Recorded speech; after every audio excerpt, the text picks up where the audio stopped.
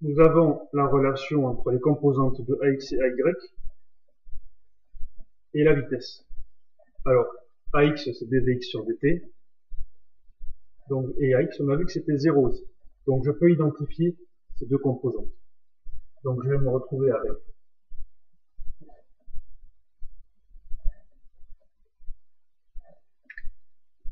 dvx sur dt qui vaut 0, et AY c'est dvy sur dt, donc cela vaut moins g. Ce que l'on cherche ici, c'est Vx et Vy. On voit ici que dvx sur dt donne 0. Quand on dérive Vx par rapport au temps, on a 0. Alors, que vaut Vx? Là, il faut chercher la primitive de 0 pour trouver Vx. Donc, en intégrant, on va trouver Vx. Quand j'intègre 0, on a vu, il faut le savoir par cœur, cela donne une constante. A qui appartient à R, un réel. Intégrons Vy.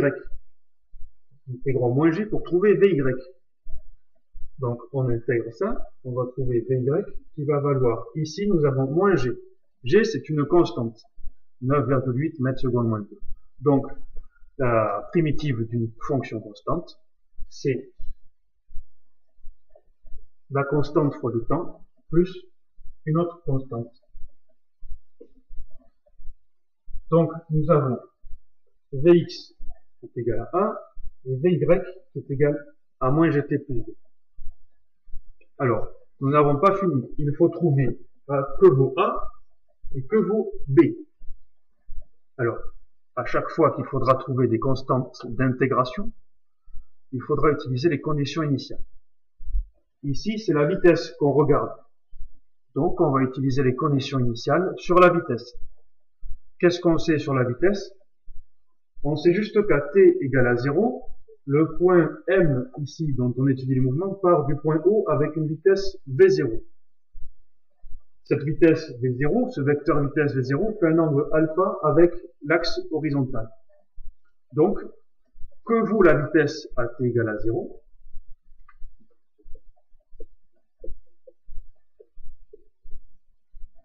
Que vaut la vitesse à t égale à 0? Nous avons la composante de la vitesse ici, suivant l'axe des x, c'est-à-dire cette composante. On projette et on va trouver V0 cosinus alpha.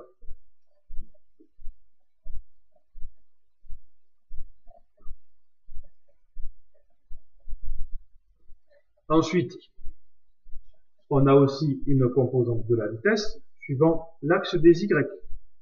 Que vaut cette composante? Elle va valoir AT égale à 0, VY égale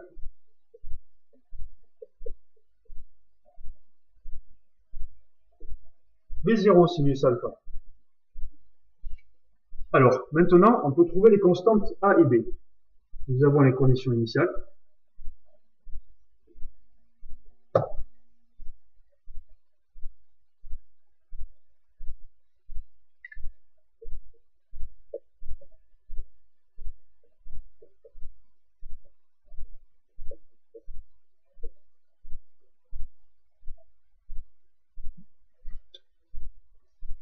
Ça, ce sont les équations qui donnent Vy et Vy et Vx pour n'importe quel temps, n'importe quel t.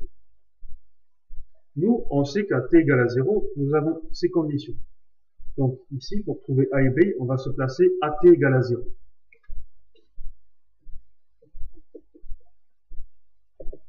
T égale 0 secondes, on va avoir Vx, d'après cette équation, Vx c'est une constante A, donc ça vaut toujours A, à t égale à 0. À t égale à 0, Vy, c'est égal à moins gt plus B. Ça c'est quel que soit t. À t égale à 0, t il vaut 0, donc ici ça fait 0, donc moins gt fois 0 c'est 0, donc il reste Vy égale B. Or, nous savons à t égale à 0 que Vx vaut V0 cosinus alpha et Vy V0 sinus alpha. Donc, on peut identifier ici ces deux équations avec ces deux-là et on trouve A et B.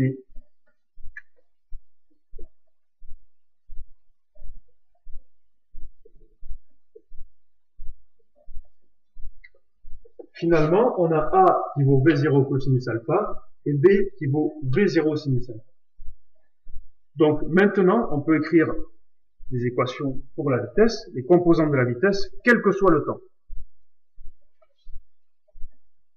Donc, finalement,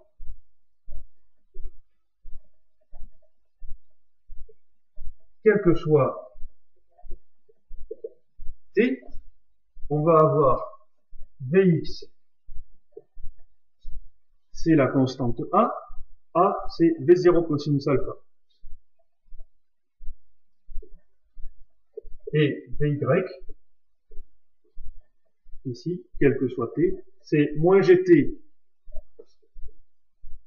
plus b, b c'est V0 sinus alpha.